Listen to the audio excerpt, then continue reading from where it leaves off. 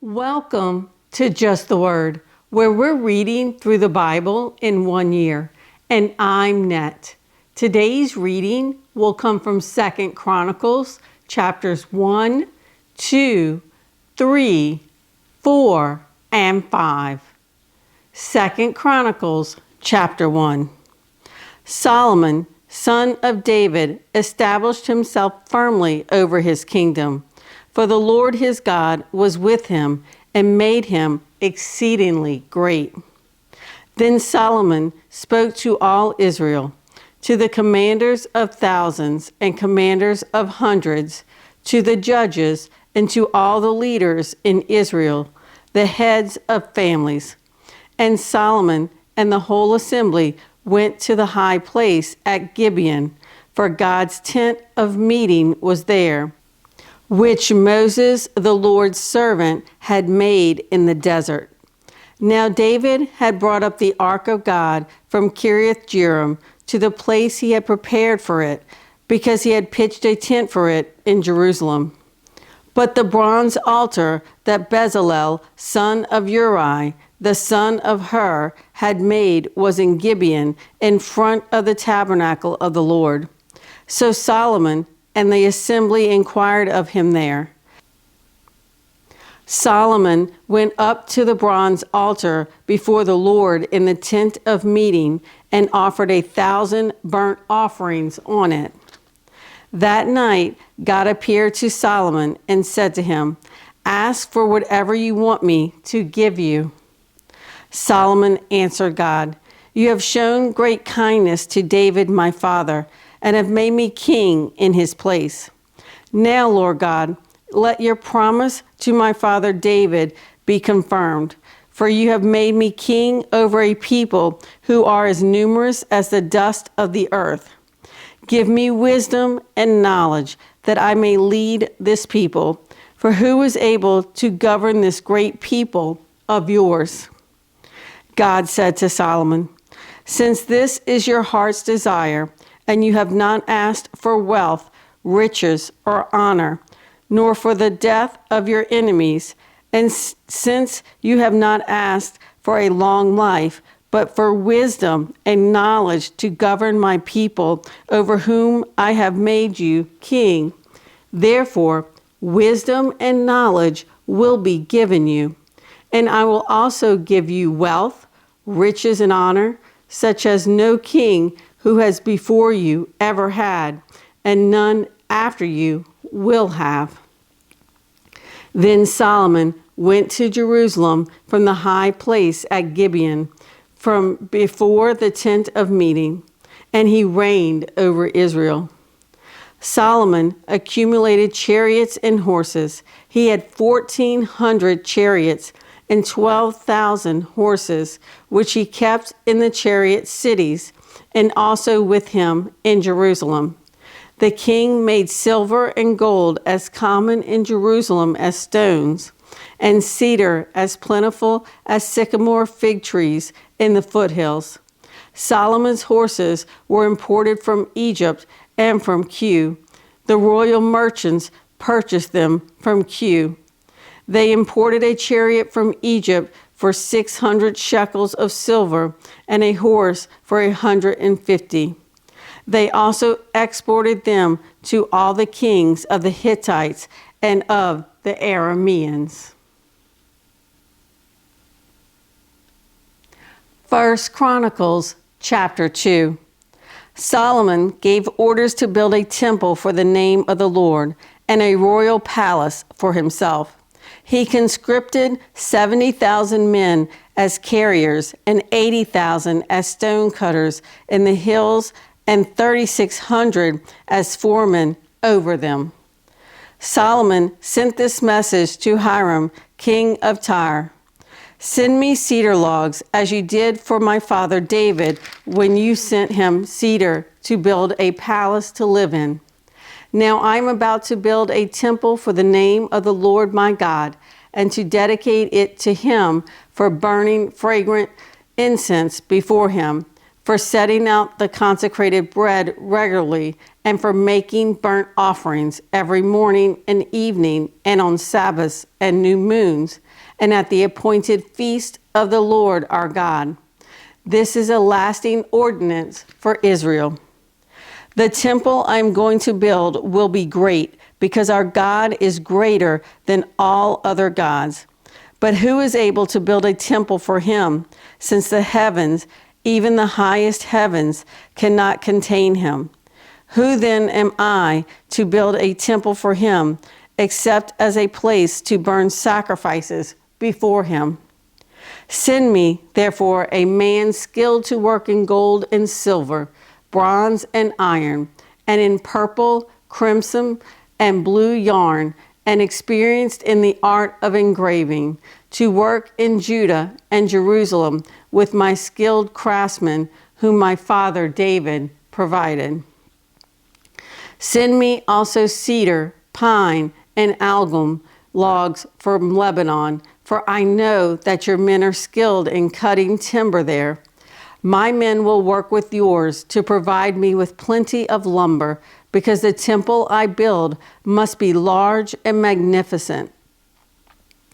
I will give your servants, the woodsmen who cut the timber, 20,000 cores of ground wheat, 20,000 cores of barley, 20,000 baths of wine, and 20,000 baths of olive oil.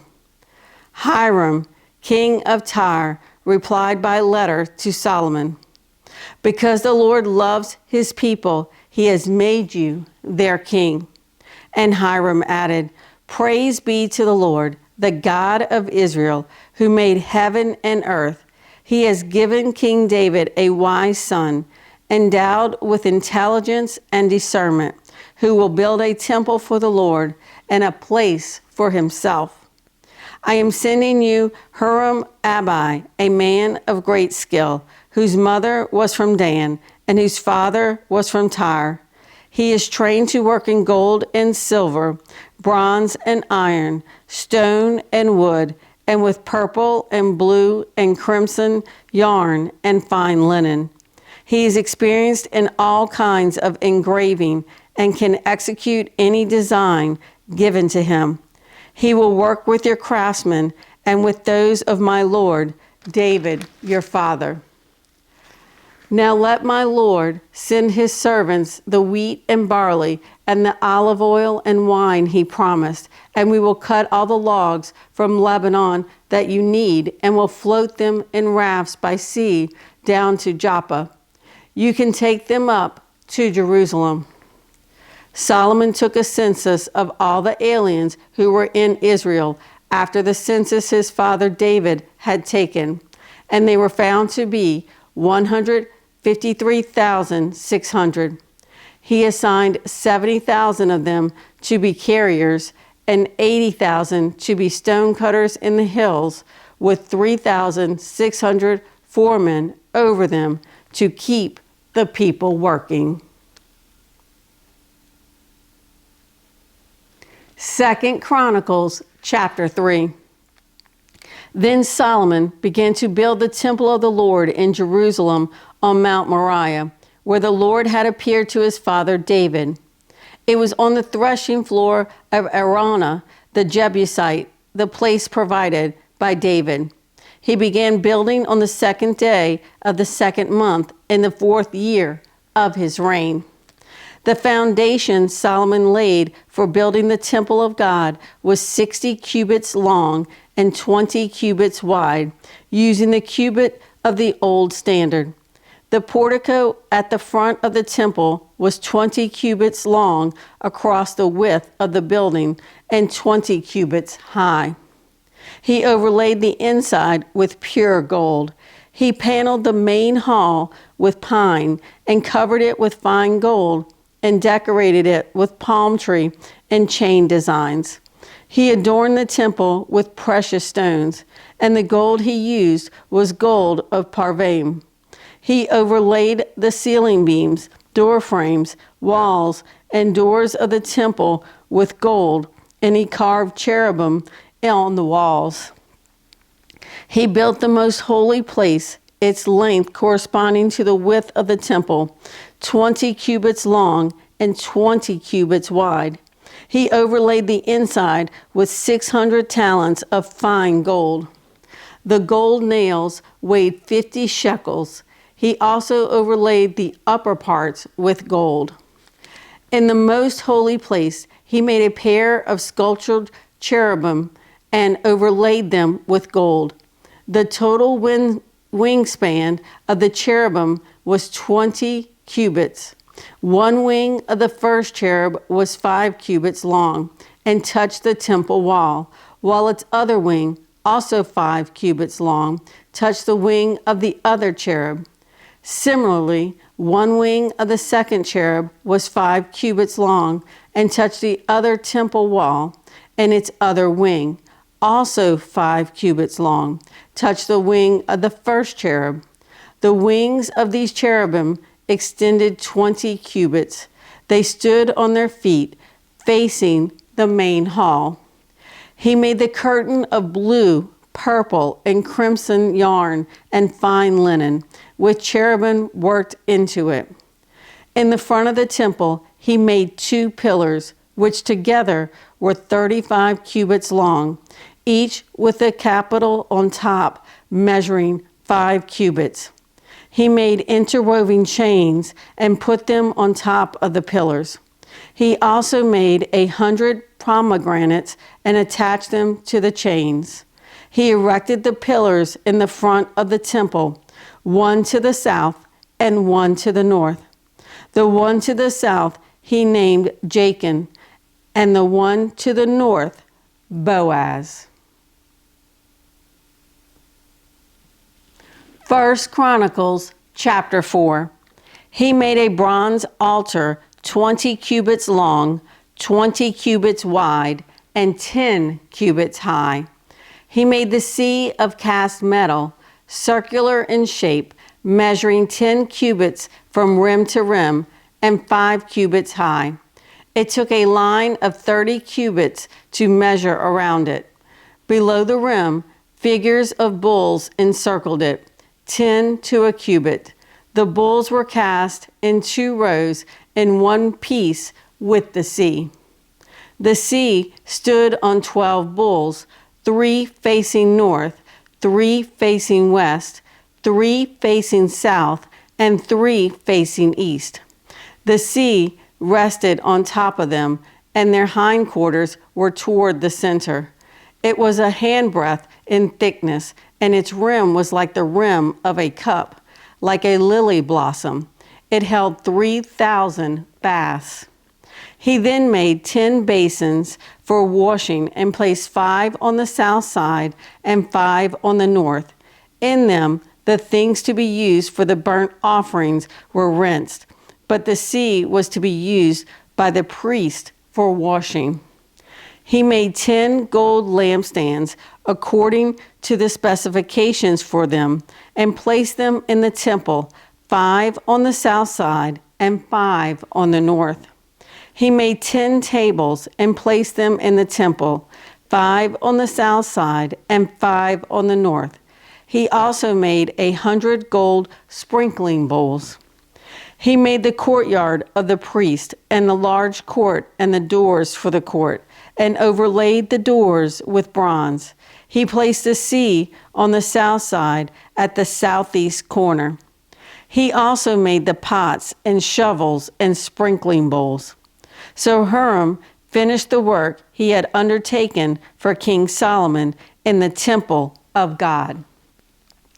The 2 pillars, the 2 bowl-shaped capitals on top of the pillars, the 2 sets of network decorating the 2 bowl-shaped capitals on top of the pillars, the 400 pomegranates for the 2 sets of network, 2 rows of pomegranates for each network, decorating the bowl-shaped capitals on top of the pillars, the stands with their basins, the sea and the 12 bulls under it, the pots, shovels, meat forks, and all related articles. All the objects that Hiram-Abi made for King Solomon for the temple of the Lord were of polished bronze.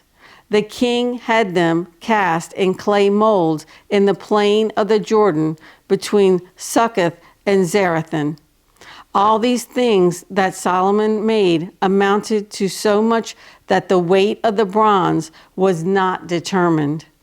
Solomon also made all the furnishings that were in God's temple: the golden altar, the tables on which was the bread of the presence, the lampstands of pure gold with their lamps, to burn in front of the inner sanctuary as prescribed.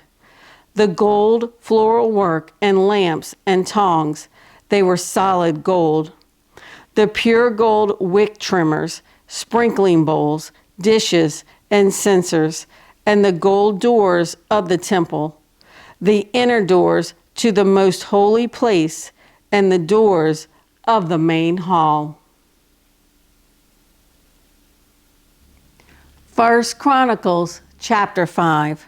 When all the work Solomon had done for the temple of the Lord was finished, he brought in the things his father David had dedicated, the silver and gold and all the furnishings, and he placed them in the treasuries of God's temple. Then Solomon summoned to Jerusalem the elders of Israel, all the heads of the tribes and the chiefs of the Israelite families, to bring up the ark of the Lord's covenant from Zion, the city of David. And all the men of Israel came together to the king at the time of the festival in the 7th month. When all the elders of Israel had arrived, the Levites took up the ark, and they brought up the ark and the tent of meeting and all the sacred furnishings in it. The priests, who were Levites, carried them up, and King Solomon and the entire assembly of Israel that had gathered about him were before the ark, sacrificing so many sheep and cattle that they could not be recorded or counted. The priest then brought the ark of the Lord's covenant to its place in the inner sanctuary of the temple, the most holy place, and put it beneath the wings of the cherubim. The cherubim spread their wings over the place of the ark and covered the ark and its carrying poles. These poles were so long that their ends, extending from the ark, could be seen from in front of the inner sanctuary, but not from outside the holy place, and they are still there today. There was nothing in the ark except the 2 tablets that Moses had placed in it at Horeb, where the Lord made a covenant with the Israelites after they came out of Egypt. The priests then withdrew from the holy place. All the priests who were there had consecrated themselves, regardless of their divisions. All the Levites who were musicians, Asaph, Heman, Jeduthun, and their sons and relatives, stood on the east side of the altar, dressed in fine linen and playing cymbals, harps, and lyres. They were accompanied by 120 priests sounding trumpets. The trumpeters and singers joined in unison as with one voice to give praise and thanks to the Lord. Accompanied by trumpets, cymbals, and other instruments, they raised their voices in praise to the Lord and sang, "He is good, his love endures forever." Then the temple of the Lord was filled with a cloud, and the priests could not perform their service because of the cloud, for the glory of the Lord filled the temple of God. Thanks for joining Just the Word. See you tomorrow.